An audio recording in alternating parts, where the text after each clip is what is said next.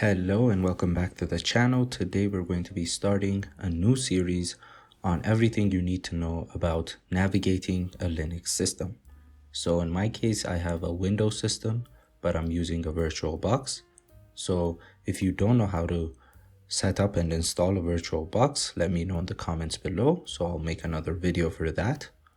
And you can also follow along with this video using the terminal application on your Mac. So you can use either a Mac or a Linux, but if you have a Windows system, you're going to have to download a VirtualBox. In this video, we're going to be looking at the different commands you use to navigate through the Linux system. So the first command we're going to see is pwd, which stands for print working directory. So what this command does is it's going to tell you where in the starting from the root in which path your current folder is. So if we type in pwd and we press enter, it gives us, starting from the home directory, it gives us the path that you have to follow in order to get to the current directory you're in. A directory is simply a folder. So that is the pwd command. The next command we have is ls, which stands for list. So what ls does is it's going to list out all the folders we have in our current directory. So if I type in ls, nothing happens. That is because the shell navigations folder is currently empty. So I can go back one folder using another command, which is cd, which stands for change directory. So if we type in cd followed by a hyphen, it's going to take us to the previous directory. So in our case, the previous directory is going to be desktop. And now we're in the desktop directory. We can type in our list command again. So we're going to type in ls and press enter. And as you can see, it's listed out all the directories and files we have on our desktop. The cd command also has other functions. So as its name suggests, it's going to change our directory. So from the desktop, we can choose one directory and go inside. So we can, for example, go to ALX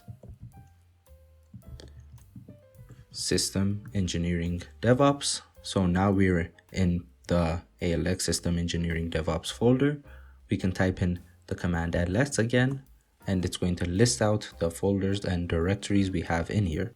The next command we're going to see is the less command. The less command lets us view text files or readable files. We use less followed by the file name in order to view it. So in this folder, we have a readme. So we can type in less followed by the readme file. And as you can see, it shows us what's in the readme file, which is #ALX System Engineering DevOps, System Engineering DevOps. In order to get out of here, you're going to press on Q and it puts you back in your terminal. So less is used to view different files, different readable files. The next command we're going to see is the touch command. So what the touch command does is it's going to create an empty file for you. Now we can head back to our shell navigations folder. In order to do that, we're going to use cd hyphen, which is going to take us back to the desktop. And from here, we're going to cd into shell navigations. And in here, we want to see how to use the touch command. So we're going to type in touch followed by hello, and we're going to press enter. Previously, we saw when we did ls that the shell navigation folder was empty, but now if we type in ls, we can see that we have one new file which we created using the touch command. The next command we're going to see is the cp command, which stands for copy. So we can copy one file from one directory to another. So for example, we can copy our hello file to the ALX System Engineering DevOps folder. So how we're going to do that is we're going to type in cp followed by the file we want to copy, which is hello, and we're going to give it the path it has to follow in order to get to ALX System Engineering DevOps. So we're going to start from the root, which is represented by this symbol. then we're going to go inside the root, then we're going to go to the desktop, then we're going to go to ALX system. You can use the tab shortcut to autofill your command. So as you can see, I did ALX-S and I pressed tab, which filled in the correct name. Now we can press enter. Nothing happens. Now we can go back to our ALX system engineering DevOps folder. So we're going to CD into it. And now if we type in ls, as you can see, there is the hello file copied to this directory. So that is the cp command. Another command is the mv command, which stands for move, which as its name suggests is going to move files for us. So let's say we want to move the hello file back into our shell navigations directory. So we're going to type in move or mv followed by the file. Then again, we're going to give it the path it has to follow, which is starting from root to desktop, then to shell navigations, and we're going to press enter. And now let's just clear our terminal to make things more readable. And now if we type ls, as you can see, the hello file is no longer here. That is because we moved it. So let's go back to our desktop and let's go inside the shell navigations folder and type in ls. As you can see, there's only one hello file, even though we moved another hello file from the DevOps folder. That is because by default, the mv command replaces the destination file with the one we are moving. But if we did not have a hello file, the hello file from the DevOps folder would have been moved to the shell navigations folder. The next command we're going to see is the rm or remove command, which is used to remove files. It is also used to remove non-empty directories, which we'll see later, but for now it's going to help us remove a file. So we can say rm followed by the file name. So let's just remove the hello file and press enter. And now if we ls, there's nothing here. That is because we deleted the hello file. The next command we're going to see is the command we use to create a new directory, which is mkdir, which stands for make directory. So if we wanted to make another directory inside the shell navigations folder, we can do mkdir followed by commands. Now if we ls, we can see the commands directory. So when you ls, if you're using VirtualBox, and if you're using a Linux system, if it's blue, that means it's a directory. If it's white, that means it's a file. So in this case, we created a directory called commands. We can change our directory to it. So we can cd into commands and we can do different stuff. For now, we're going to go back and we're going to look at our next command, which is rmdir, which stands for remove directory. So let's say we wanted to delete the new directory we created. We're going to type in rmdir followed by the directory we want to delete. And now if we ls, there's nothing there because we deleted the commands directory.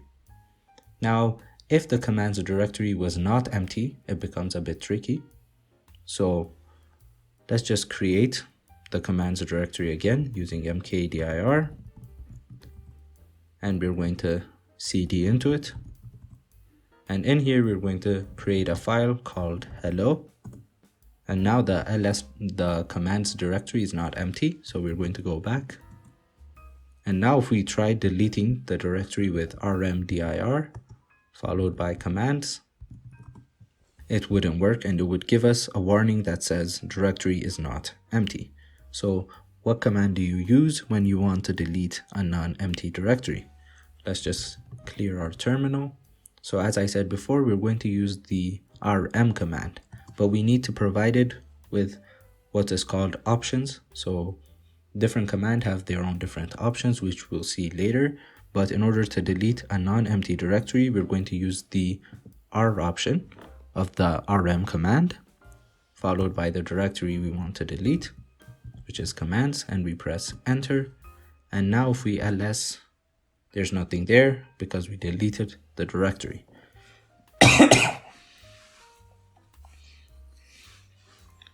So there are many options related to different commands. So let's just see another one for the ls command. So let's go back to our desktop and let's change our directory to the ALX system engineering DevOps directory. And in here, let's just type in the ls command, which as usual lists the directories and files. So now we're going to add a new option, which is the long format, or L. So we're going to type in ls followed by the command, by the option -L, and press enter. As you can see, the output is a bit different. So this output is in long format. It contains the permissions of each file, the owners of each file, the date that it was last modified in.